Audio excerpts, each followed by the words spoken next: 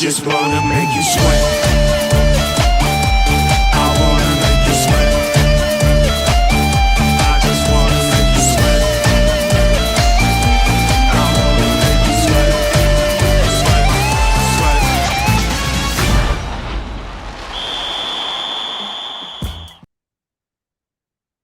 Greetings. Welcome to the Evidence and Reasons for the Christian Faith video channel. I'm Salvador Cordova.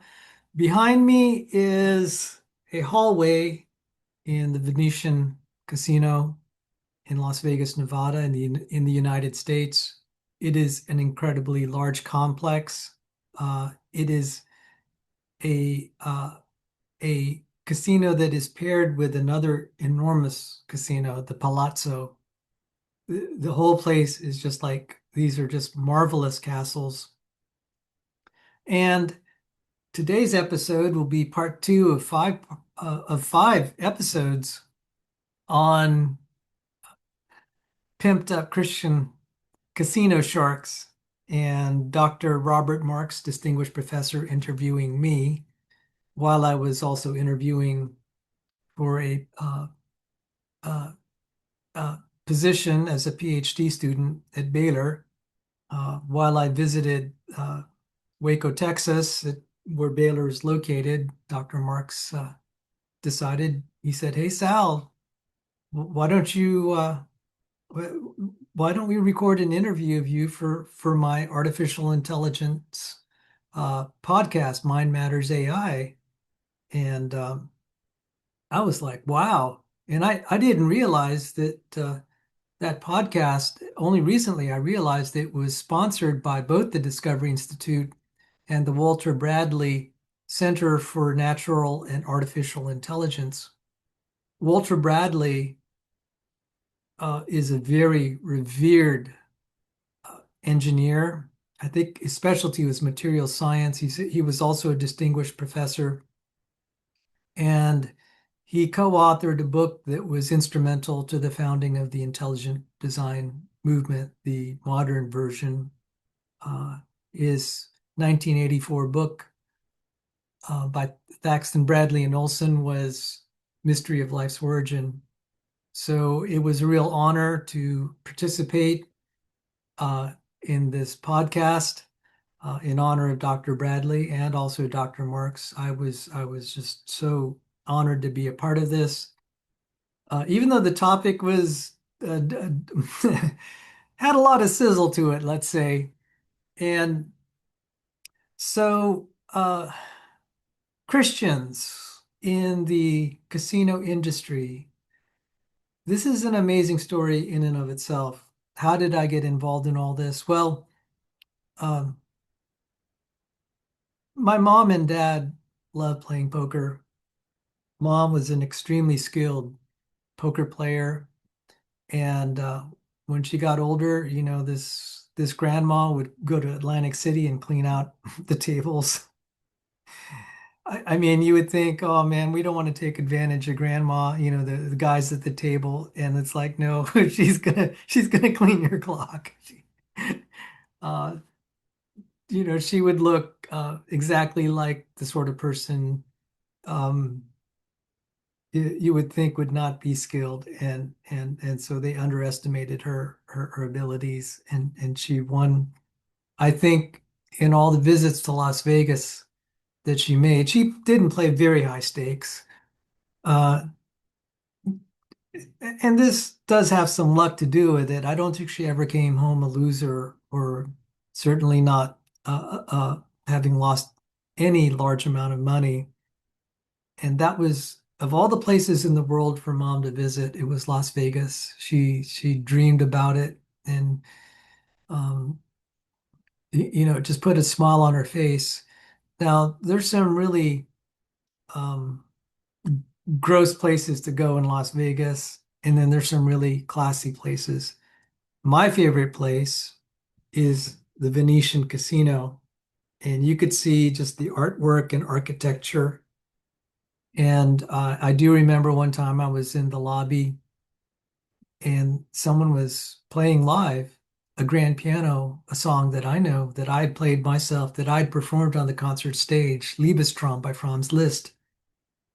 um, which translates into a dream of love. And I'm just like, wow, this place is such a high class place with cultural taste. You'd walk in, they're playing classical music, and they would have plays, Broadway musicals being performed here in Las Vegas, like Phantom of the Opera. Um, how does that song go? Say you love me every waking moment. I mean, you would see torchlights in some of the hallways. It was so beautiful, the experience. Even if you weren't into kind of the gambling, it just was such a cultural center. I guess, sadly, it had to be financed by the gambling and the casinos to finance these beautiful buildings and architectures. But I loved, I loved, uh, I loved the Venetian. Mom loved the ambiance of Las Vegas, and she was one of the lucky ones where she never got addicted to gambling where it would ruin her life. And what gambling she did, she usually prevailed. And so, given that she knew that one of my undergrad degrees was in math, she didn't worry. She said, "I know you're going to win, Sal. You have the skills, you have the knowledge." And so when Dad died in 2003, that was so traumatic to me. And sometimes when you're in the midst of despair, even if you're praying and going to church, sometimes you'll still reach out to do something just to distract you from the pain. And I said, well, I've always been kind of curious. I thought being able to develop skills would be an interesting challenge. And so for a year, I practiced on the computer to train me to develop the skills to defeat the casinos. And so in the process, I met so many Christians who were also kind of in the same situation. They were devout Christians, but they also loved to go to the casinos. And so there was this kind of bond among the Christian brethren who were also skilled gamblers because we weren't exactly approved of by the church, if you know what I mean. And yet we had this side interest. And despite, there were actually, moral questions. I mean, casinos are kind of sketchy place to be. But for us, this is an expression of us really just trying to have fun. It's like shooting hoops in your backyard or, playing sports. There was something of a thrill of winning. And it wasn't that I mean, there is some risk always in anything you do, and especially in the casino, but it was just fun to see how far we could push our skills to be able to overcome the odds. And it was just fun in that sense. I mean, why would someone want to climb Mount Everest? It kind of had that same feeling to it. Um, and for us who lived our lives by following a book and playing within the rules that God ordained, and the Christian life is the belief that if you play within the rules and figure out how to live and play within the rules, you'll prosper. And as a engineer and scientist, the idea of knowing what the rules are, which are the laws of physics, and working within the rules, you can prosper to build all these amazing devices that work within the laws of physics.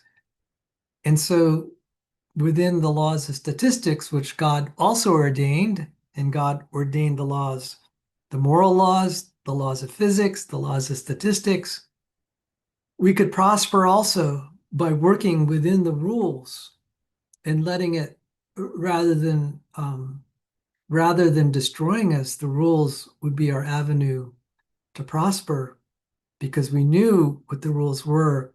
We knew what the rules would allow us to do, and even more what would enable us to do and how the rules of statistics would help us to prosper.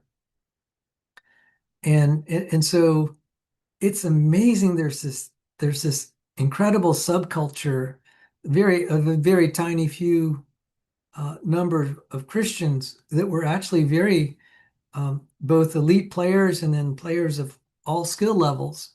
So I'm going to play my interview uh, that with Dr. Marks. Actually, he interviewed me, uh, and he had 5 episodes. You're going to hear the second one, but let me just briefly cover um, some names of Christians that were um,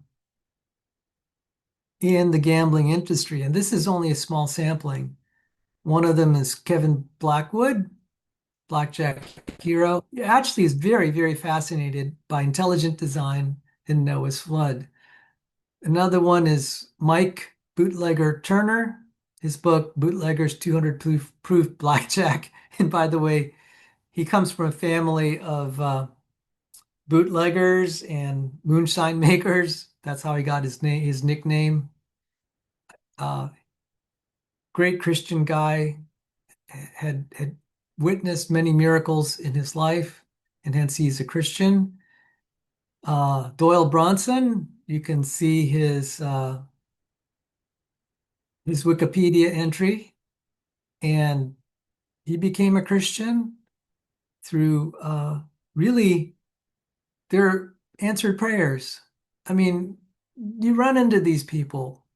Reverend, I spoke about last week, Reverend Joseph R. Fahey. There are actually two people by the name of Joseph Fahey, but the one, Joseph R. Fahey, he donated his blackjack winnings to the Jesuit order. He was a Catholic priest, and he was considered a mathematical genius, donated his winnings from gambling to the Society of Jesus to hold up his vow of poverty. Garbed in a single blue suit, Fahey played blackjack tables from Atlantic City to Las Vegas. In his words, all for the greater glory of God, until the casinos blacklisted him. And then there is my dear friend and um, mentor in passing, Robert Mike Conjar. We actually called him Bob. He was known as math professor by his blackjack colleagues. Let me read a little bit about this. He was a professor in the Department of Mathematics and Computer Science at University Detroit Mercy. And he previously taught at several universities, including University of Baltimore.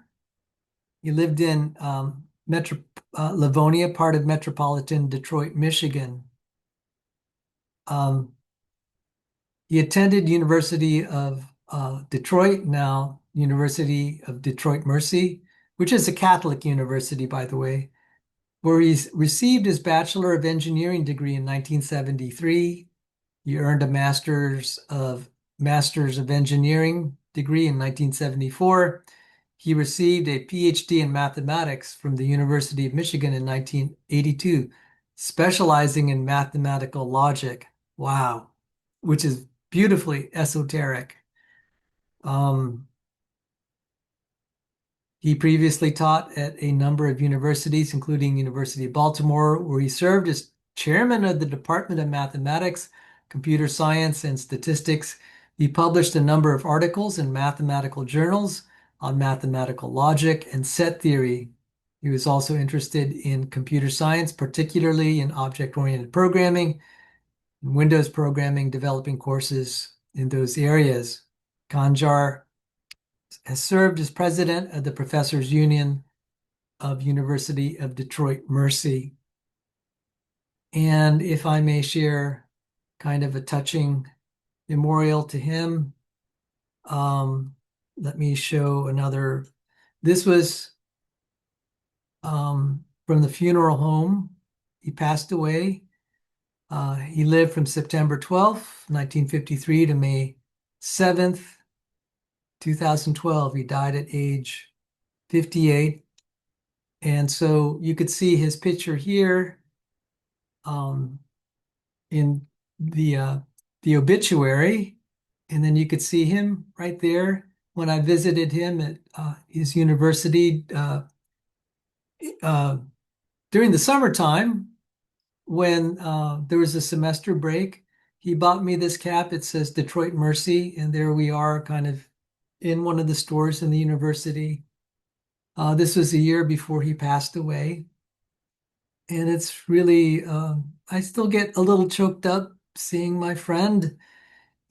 We uh, we beat this particular casino, Turtle Creek Casino. We took them for $65,000 before they kicked us out. I got kicked out. I mean, we got kicked out separately. I was accosted by the casino security for winning and detained, what they call backroomed. Um, they just try to intimidate you. And they said, well, this is an Indian reservation casino. So many of them are Native Americans, Native American Indians. And the United States government has kind of given them their own private land where they can kind of run the law the way they wish, according to tribal law. And I was told the tribal elders would have to decide my fate. I was let go, um, which is a funny story. They said, all right, this is the deal. Uh, you can't be doing your card counting. You just have to, what they call flat bet. You could still play blackjack, but you can't play with an advantage. You could play all the other games. And so there are other games there that they had, which I suppose was kind of nice for them. Um, and so there are all these what they call table games. Let's look. But um, Dr. Conjar was joking. He said that place was like an ATM machine. We So, I mean, imagine the department chairman of uh, the Department of Mathematics. He's coming to the casino, and we hit them up good. And so, you know, it's a little bit of a heartbreaking picture. I get choked up. I mean, he obviously, um, let's see, uh, as you could see, he was definitely, from the picture here, he was already terminally ill with cancer. That's why he had such a sad look on his face. Um, if you see some of his other pictures, let me see, um, Michael.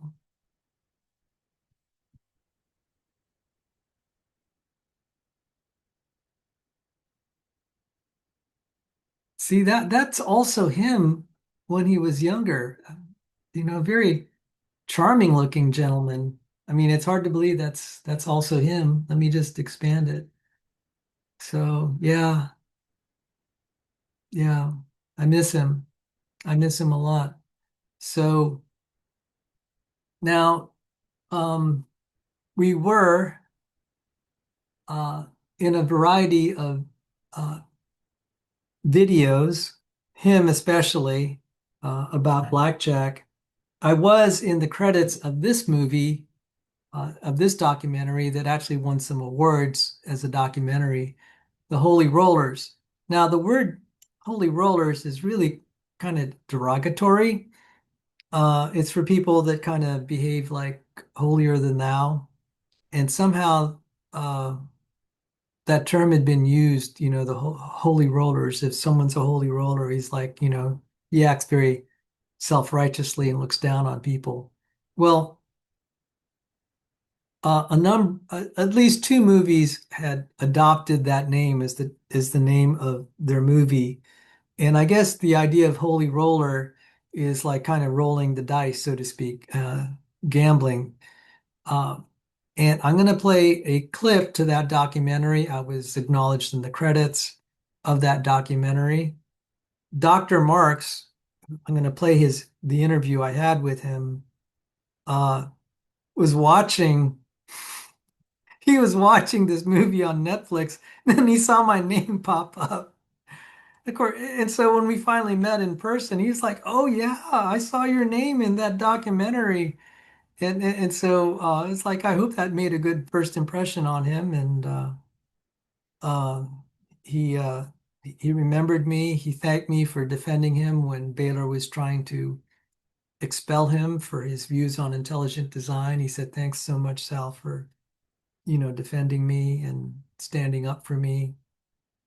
And I'm like, "Well, I didn't do much. I'm just like a no one. I mean, Dr. Marx is, he's he Congress people of the United States Congress consult him. He's been on Fox News to talk about artificial intelligence. I mean, he's a well-known expert. I'm just a nobody, but he thanked me. He said, "Sal, thank you for standing up for me."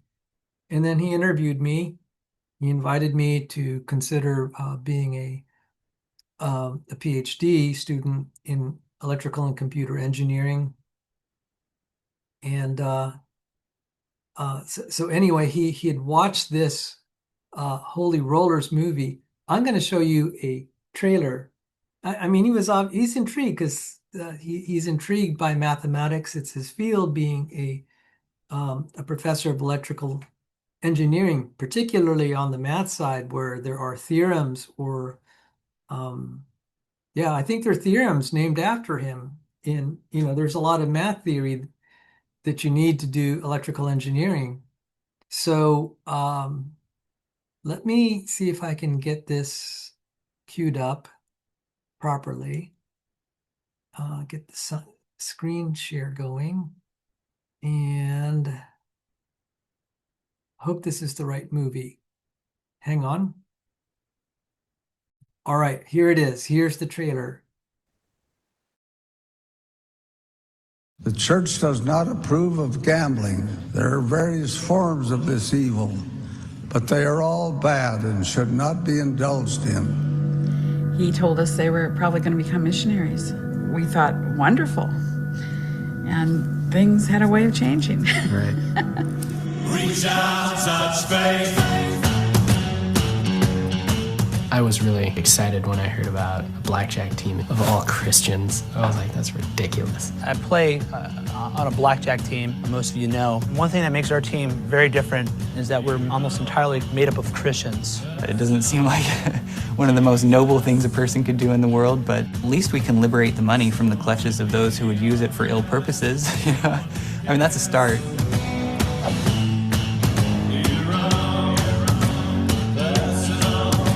So far in the left field to think that someone would be a professional blackjack player, let alone have a whole team. And the fact that everyone we knew was in ministry of some sort was just awesome. I knew that there were good, godly people who cared about Jesus and cared about integrity and cared about me. That's one of the main reasons that I joined. Every time that I'd go into a casino, I would pray, like, God, bless me, Those two things going together never gets old. To baptize someone and then go gamble, poetic justice. When we walk in a casino, pretty much everyone stops and watches us play. We're dealing with betting hands and winning and losing hundreds of thousands of dollars. I love it that there's $111,000 in here and a bunch of sands. Every once in a while, you'll get people that are taking extra pride in their job at finding out that you're a card counter. Yeah, he's gonna get backed off tonight. I've seen enough. They'll threaten to backroom you. They'll try to intimidate you. Every other casino, they're gonna try to find you. They're gonna get you too. It's the nature of our business. We got the money. If you got the money, somebody's gonna try to take it. I think they've been the most creative team. The changing of appearance and the extra effort as far as the kind of theatrics, I think that's a Ben exclusive trait, so. So I love the idea of the camouflage and, kind of how you were doing something that seemed wrong. Blackjack makes people reassess what Christianity is, and in a good way. We want to live in the gray, because in the gray, you've got to question who you are and what you're doing. Anyone who seriously wants to be a disciple of Jesus should learn blackjack. God knows all of my needs, and he knows exactly what order the cards are in the shoe.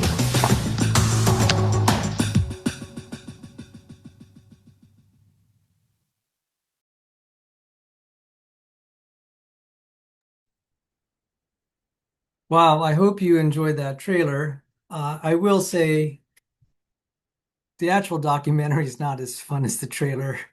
Uh, the documentary, personally, I mean, I was appreciative of it, but it kind of dragged toward the end and a little bit depressing. Because casinos are a depressing place. I mean, you're not going to have a lot of happy endings. Um, but just watching that kind of gave that sense of adventure and challenge. Uh, you just felt like you were trying to conquer a mountain and climb Mount Everest, and fighting the elements there. I mean, the Christian life can sometimes, because sometimes you're restricted in kind of the activities. You're not supposed to do this or that. So kind of that desire to be a little bit of a bad boy has to find an outlet for expression. And I really think that's one reason you ended up guys that were in the casinos. To be successful at it, you have to live healthy. You don't drink. You definitely don't drink when you're gambling. Okay, so there again, the Christian mindset helps. You have to try to be reasonably healthy.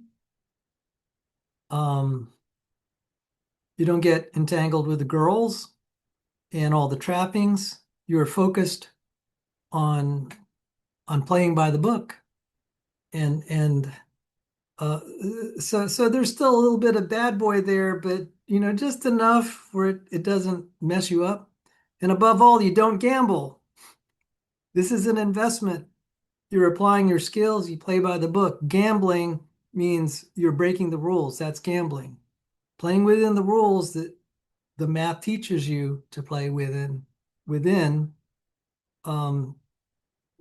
parameters is playing by the book, and it is not gambling. It is relying on the law, God's law of large numbers.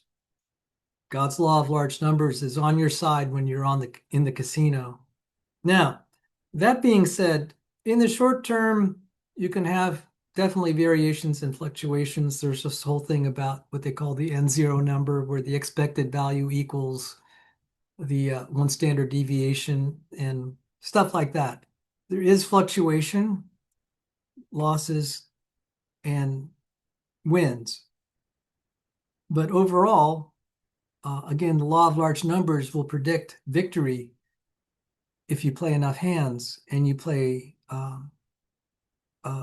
where your risk management principles are applied, so you don't bet everything in one hand. You have to parcel it out in small pieces, and that's actually a whole science of itself. But notwithstanding all those considerations, there's this famous joke. So in the Catholic Church, and other churches, you have liturgy, where you just go to church and you just read your prayers. The prayers are written for you and you read them. So the joke goes, what's the difference between praying in church versus praying in a casino? The difference is, when you pray in a casino, you really mean it. So with that, I think I will now try to queue up the interview that I had with Dr. Marks. So let me show that, and then we'll go to that interview. So just restarting where we left off.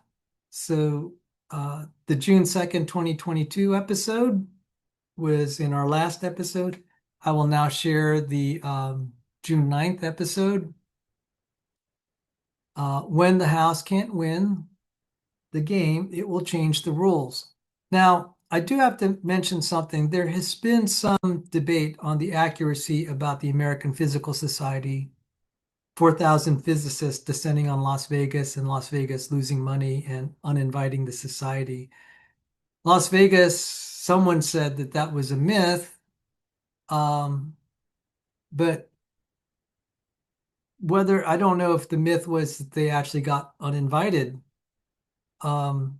It absolutely would not surprise me that Las Vegas would not make as much money when the American Physical Society is there.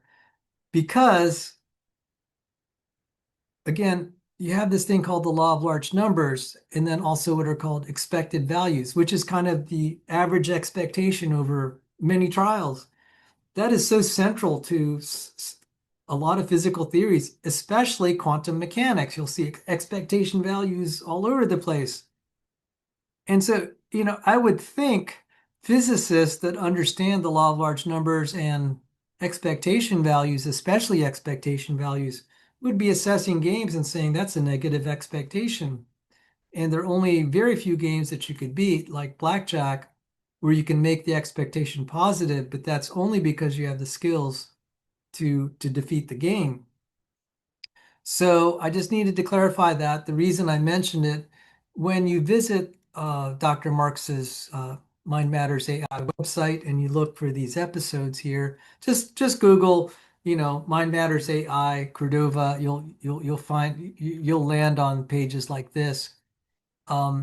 They do have a lot of links to information that you can read up on. And I think one time they did address the issue of the American Physical Society visiting.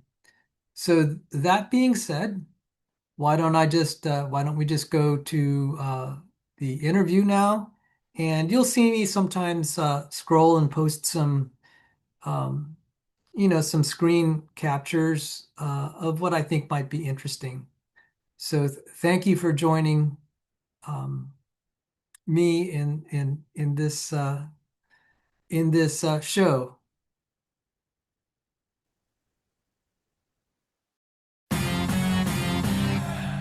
Welcome to Mind Matters News. I'm your very competitive host, Robert J. Marks. We've been talking to Sal Cordova about gambling, the algorithms of gambling, how to beat the game. And Sal has been very nice to inform us of lots of interesting things, including advantage players, yes, and people that know the system, that can go in and take advantage of all the details and walk away with big bucks. We ended up last time talking about Don Johnson and how he cleaned out Atlanta. Do you know how much money he made? Atlantic City. Atlantic City, okay. Oh, it's probably in the tens of millions of dollars. Tens of millions of dollars? In the course of a few months. Wow. Yes, he was very good at his craft. And so this was a guy that came in, he used comps in order to offset his probability of loss. Right. And was able to turn that to his advantage and won tens of millions of dollars. So they had to have found him out, because if I was him, I would keep on going until somebody kicked me out. Oh, yeah. They probably even before they found him out, it was just they were losing so much money. They said, we can't afford to keep this guy here. And I can't believe that this is such obvious basic math. So the comps that he was offered was a loss rebate. So he was playing a losing game of blackjack. But again, going back to the law of large numbers, his loss rate was only 0.5%. And they're giving him loss rebates of 10, 20%. Was he card counting? No, he was doing what they call basic strategy, which going back to Edward Oakley Thorpe and his predecessors, they figured out if you play your hands just a certain way. So if the dealer has a certain card and you have your set of cards, in 21, what they call hit or stand. Hit means you draw another card and you hope you don't go over 21, what we call busting. Yeah. Or you stand, where you just say, I'm not going to take any cards. And so if you just take, in fact, the casinos will even give you the playbook. If you just ask the pit boss, they'll say, okay, this is the right way to play it. It's a publication they give you. Yeah, it's just like a little index card with all the proper plays. Do they give you probabilities with them? No, they'll just say this is the optimal way. This is the best way so if the dealer has this card, you play it. And I said, that's really nice of them. But you see, that's... So you still end up losing. If I remember right, from a freshly shuffled deck, your loss is what in blackjack? It's on average about 0.5% if you use this optimal strategy that even the casinos will give you. Now, you think that they're being nice.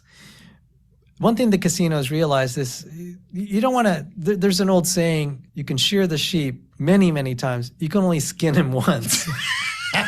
I'd never heard that. That's a good one. Okay. So they don't, the way they realize that they could get repeat customers is if you don't hurt them too bad, you let them have some good times, they'll keep coming, they'll be repeat customers, it'll add to the atmosphere of the casino. And, Sure. And you want to see people looking happy, at least. You don't want to have all these sad faces there.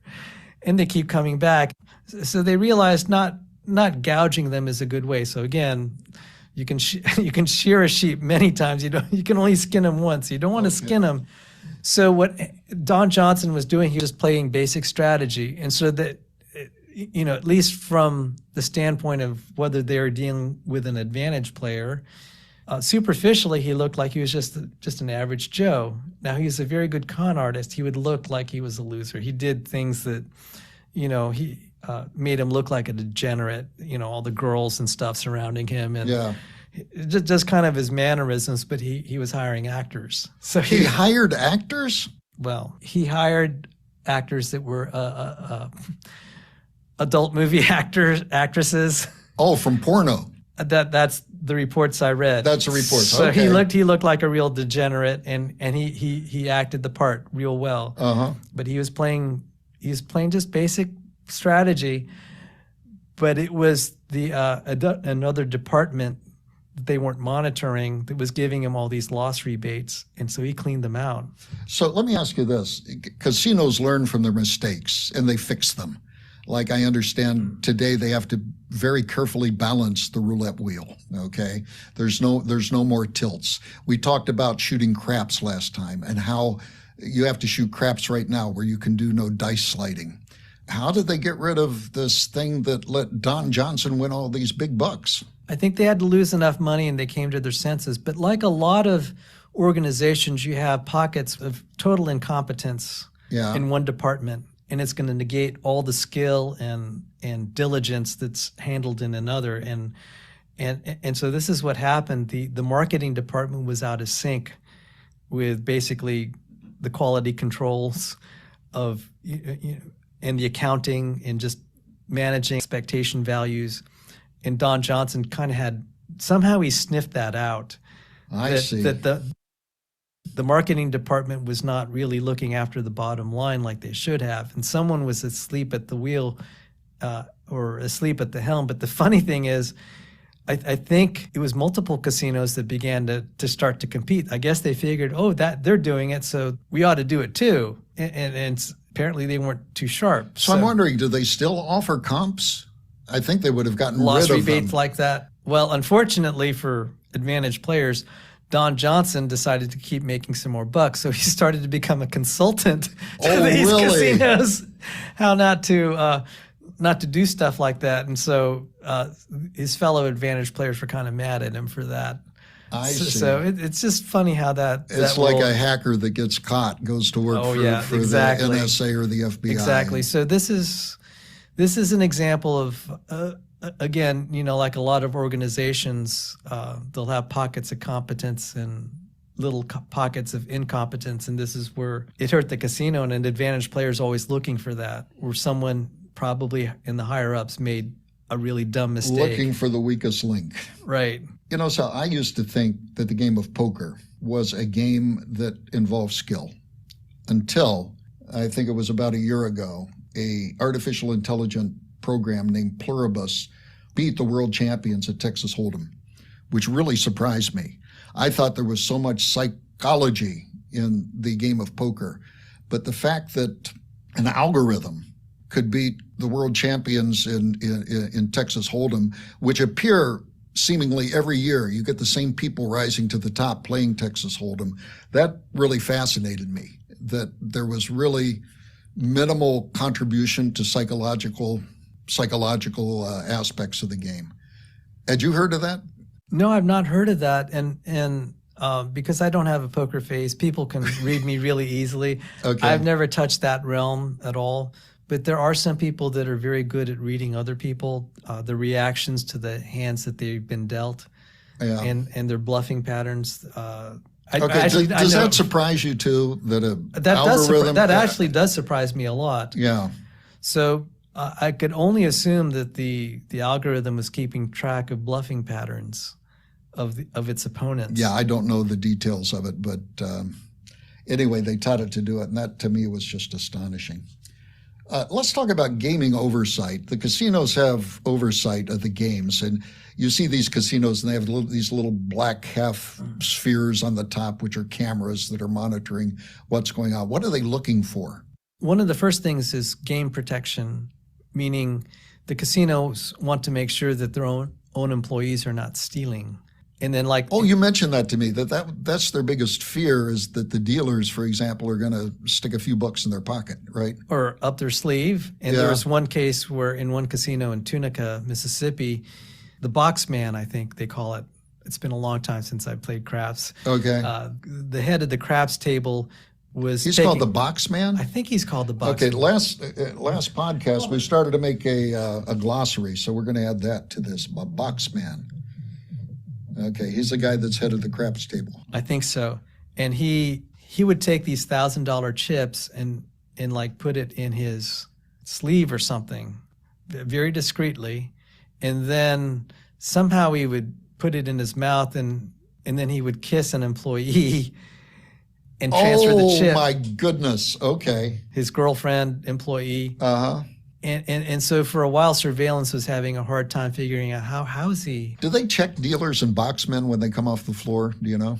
I don't think they do. Okay. So that's what the surveillance is trying to track. But he was really good at concealing where all this was going, because they were trying to see if he was pocketing it or something. And just the way I don't know, there was some action he was doing. He might have not even touched this pocket. I think maybe he was really good at using his hands and his palm to hide it, and he would maybe just put his hand up to his mouth and then consume put it in his mouth.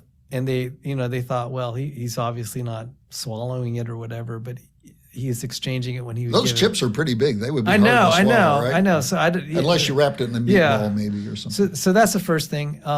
That's what the cameras. Also, they try to protect the patrons in case one patron's trying to steal money from another. I do have some stories about that. Some of these ladies would come up to you, and if you have a big pile of chips, they'd start to be really cozy with you. Yeah. And I would have to put my hands around my chips because I didn't want her stealing it. Oh, really? They would sneak up and slip a few chips? They call them rail bandits. Yeah. Okay, there's another one. What is it? A rail bandit. A rail bandit. Okay, that's a good one. Okay, a rail bandit. So these, and they could be women of ill repute. You really don't know. And sometimes they'll cozy up, or they'll try to say, hey, can you spare a chip here or there? And so surveillance will be watching some of this, that's to protect the patrons. And really And do the casinos discourage you from giving stuff to these ladies, to these rail bandits? They try to discourage the women from being there if they figured out who they are. I see, okay. Yeah. Bad for business. Do they have the ability to ban people from casinos? Oh, yes. Okay. So one of the better things actually is that they ban addicted gamblers. So some of these gamblers that enter a program to kind of be in recovery, the casinos will cooperate with each other to say, we're going to make sure this guy doesn't get in. And one of the reasons for that, unfortunately, the casinos would love them to come back, but sometimes the city or state laws say, okay, you can't do business you can't set up a casino here unless you have a gambler's recovery type program to help them with their addictions. I see. So the casinos will comply. It's like, okay, we want that license, so we'll do it. Even though we'd really like to just get these guys, we're going to meet them halfway, because some of these advocacy groups will insist. But how do they monitor people? Like maybe a card counter gets expelled, or a gambling addict gets expelled. Do they do face recognition? Do they got a guy at the door that has memorized all these mug shots? They use facial recognition now. They do. And then also Just sometimes now they will have guys you have to present your ID, and I don't know if they're scanning it now. It would be really easy now to just present your ID, scan it. Also, if you're a frequent patron, the dealers would recognize you, the staff. But just like a card counter, you could casino hop, it seems to me. Until they photograph you really well, and then they circulate your photo, which they did to me, and it's called the Surveillance Information Network. Okay. The acronym is SIN. So I was my photograph is circulated in the Sin network. And one time I was in a casino in Michigan and I got axed. Really? And I drove 300 miles. And I said, they're not going to get me there. And they got you. I walked in, I played a little bit, and they said, "Oh, well done, Mr. Cordova." And so oh, really? They had me. Yeah, they had me. And I'm just like, so what do they do? They come up and tap you on the back and... well, sometimes they'll be subtle like that where they don't want a physical confrontation. But if they really want you out, they'll bring security and say, they'll come and say, "Sir, may we have a word with you? We've determined that your action is too strong," or they'll say, they won't even say anything, but they'll come up and say, "Sir, may we have a word with you? Please step away from the table. You can cash your chips, but you're not welcome to come in the casino anymore." I see. Or so sometimes they'll say, or sometimes they'll be half nice. They'll say, "You're welcome to play any other game, but you can't play blackjack anymore." I see. Now, they have these tribal casinos around the land that are run by Indian reservations. Yes. And so they're not subject to like federal and state law. I mean, I'm sure that there's some things that the states can do. But in those cases, one time I was taken aside by the casino security and then detained. And they said, "Well, it's up to the tribal elders to decide your fate." Oh my gosh, because you're not on U.S. land. Exactly. I'm on the reservation. They let me go after they just kind of, tried to intimidate me. Did it work? Oh yeah, I would imagine. I'm easily intimidated. It worried me for a little bit, but I said, they can't, as long as they're not going to draw their guns if I try to run away, then I didn't feel that. What they did is they took my driver's license and wouldn't return it. Are you serious? Yeah, they said, "Can I have your ID?" And then he just ran off with it. And I said, "Okay, I could walk out the casino, but I can't drive my car back home." So how'd you get your license back? They came back 15 minutes later and said, "Okay, we'll let you come back to the casino, but you can't play blackjack the way you're playing it. When you bet, you have to bet. Your starting bet has to be this. You can't vary your bet, because that's how you beat it, is when you've calculated the odds are favorable to you. Yes. Then you raise your bet. So sometimes it's very obvious if you're a card counter, you start off betting $5. Now there's one guy, I saw it in Las Vegas. This was not on the tribal casino, but this is the ideal way to play it. Is you're just betting the minimal amount, or better yet, you're just kind of standing at the table and watching the other players bet. And when what they call the shoe is hot, meaning it has a very high density of aces and tens. Okay, so you got all the bad cards out of the way. Exactly. So this is basically the idea. See, in craps, it's independent trials. But in blackjack, the information you gather from the cards that are dealt out are telling you what's remaining in what's coming up, right, in the deck. And so if it's a hot shoe, meaning it's rich in tens and aces, that's the time to bet. And so this guy, he started betting $5 at a time. By the end of the deck, he was betting $1,500. I'm just like, yeah, it's really obvious. He knew the odds were in his favor. It was fun to watch him play. So the countermeasure they could say is, well, we're going to be nice. We'll let you play blackjack, but you can't vary your bet. They call it flat betting. You have to, whatever you start off with, you just got to keep betting that amount. Now, we've seen the casinos always look at the games, and if they find a way of cheating, they kind of change the rules. We did that with dice sliding with craps. Now, what do they do to discourage card counting? What are some of the things that they do other than surveillance? Clearly, they can do surveillance. Yeah, so other than banning you from the game or banning you from the casino, and there are all sorts of, like the softer countermeasures where they'll just say you can't vary your bet when you're there. Okay. They changed the rules. What is it normally? Is it a bet as much as you want? Is there a limit that you can bet? Normally, there's a limit. Okay. Because the casinos want the law of large numbers to be in their favor. And so if they allowed the bets to be big, they could actually be wiped out by variance, meaning the volatility, the volatility. and down. Yeah. And that's really scary in the craps games for them, because sometimes there could be this event that might happen, once every 2 years or 3 years. Yeah. And what sometimes the players will do is they'll win and they'll just rebet everything that they won. So they just keep doubling their bet. And if they happen to be on a streak that is typical, it could cause the casino to lose a large amount of money. So the way the casinos defend against that is to put betting limits. I see. Because to help the law of large numbers work in their favor. But you were asking about the other things that the casinos have done to circumvent. They've changed the rules, the payouts in the game. So like it used to be, if you got a blackjack, it would pay 3-2. You'd basically get 50%. So if you had a $10 bet, you would normally, if you won, you'd normally get $10. But if you happen to have a blackjack, they'll give you 15. I see. Okay. The first thing they did is change the payouts in some games to 6-5. You can't beat that game with ordinary card counting techniques. The other thing is they've had these continuous shuffle machines where after the dealer deals out the hands, they'll put it right back in the shuffler. And so you lose all the advantage because the idea is... so the cards are returned and there's an automatic shuffle and immediately, it's a new shuffle. And it's just like a fresh deck all the time. Exactly. And you can't card count that. That's correct. Yeah, okay. Unless you have a full table where you might be able to get kind of a little bit of an advantage because you've seen some of the cards. Yeah. You don't have a very large advantage in that. Some people have tried, and for the most part, you don't do it. Now, the only time that I've known the continuous shuffle machines were beaten is, again, because the casino made a marketing mistake. They made a marketing mistake like the loss rebates, and this time it was they had too generous. The coupons were too generous. Yeah.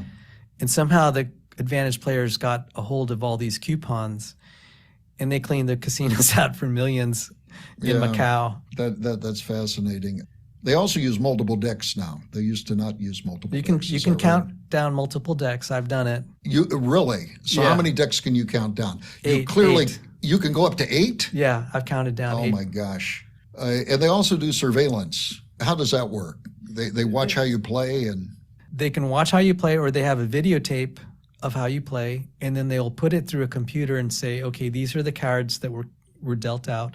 This is how the player is betting and the way he's playing his hand, and the computer will do an evaluation.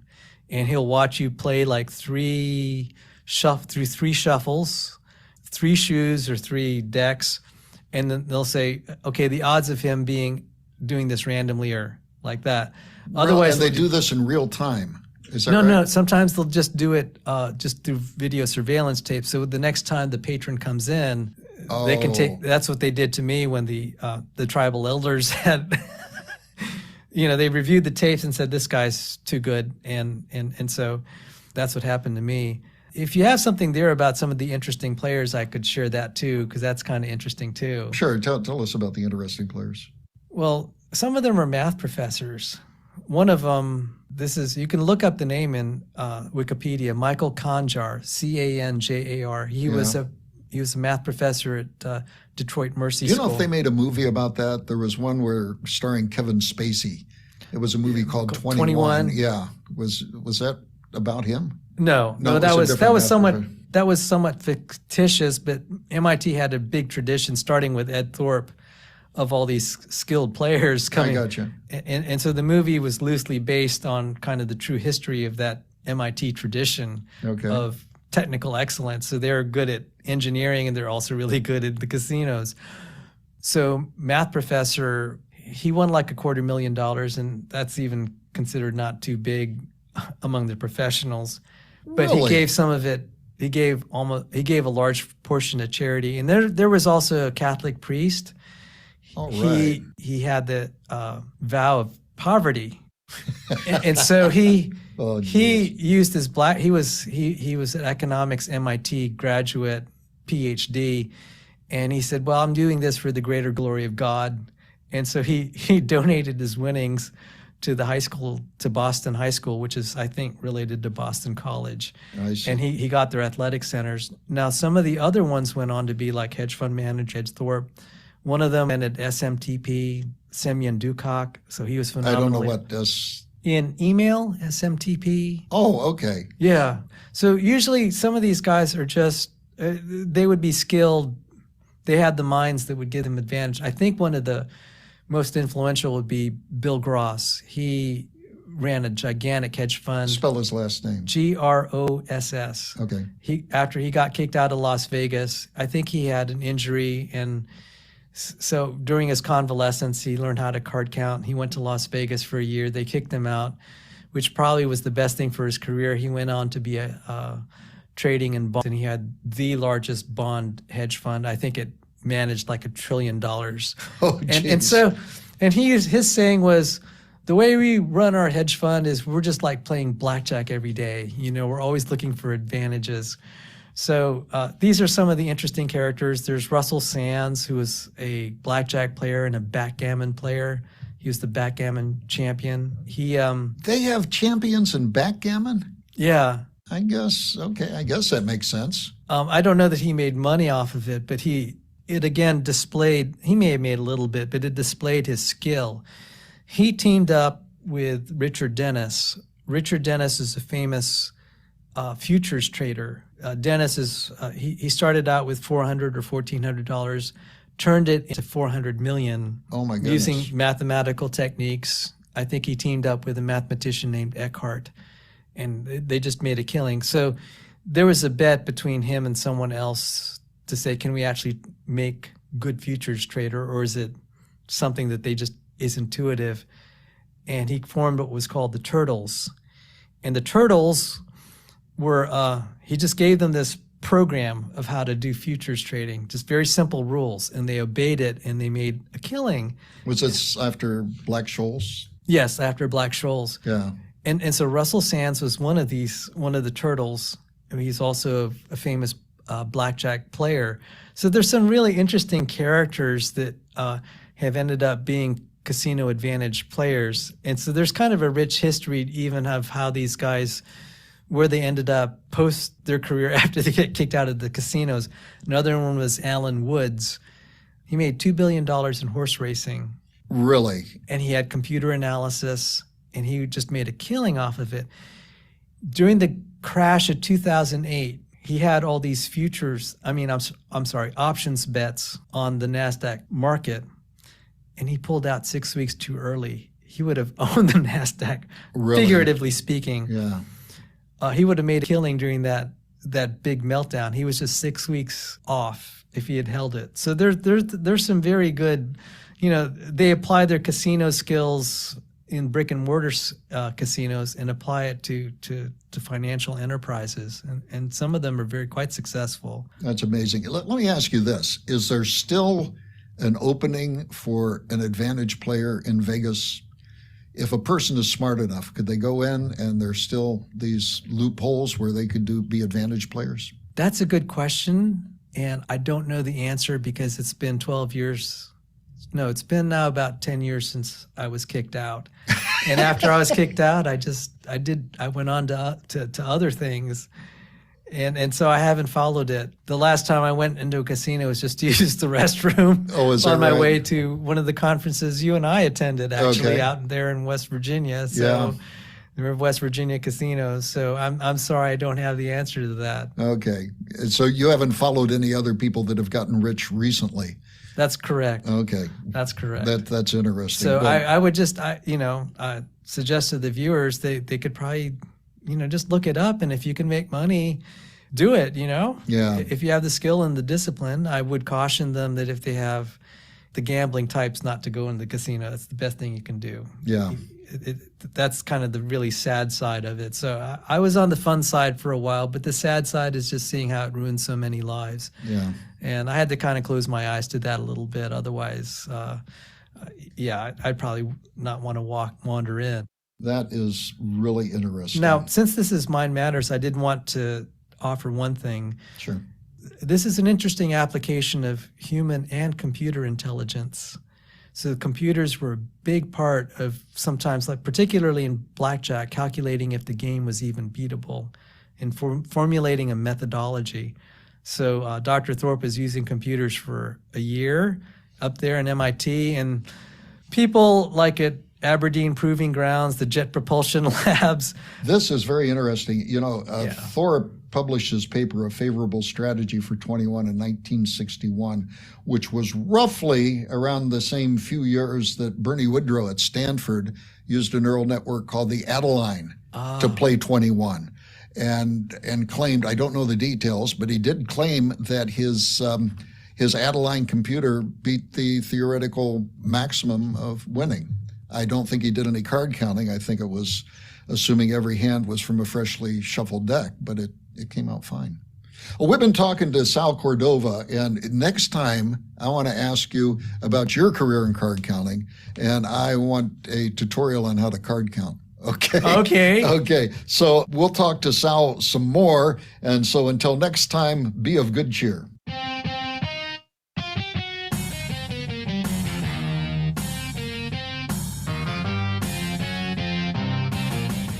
This has been Mind Matters News with your host, Robert J. Marks. Explore more at mindmatters.ai. That's mindmatters.ai. Mind Matters News is directed and edited by Austin Egbert. The opinions expressed on this program are solely those of the speakers. Mind Matters News is produced and copyrighted by the Walter Bradley Center for Natural and Artificial Intelligence at Discovery Institute.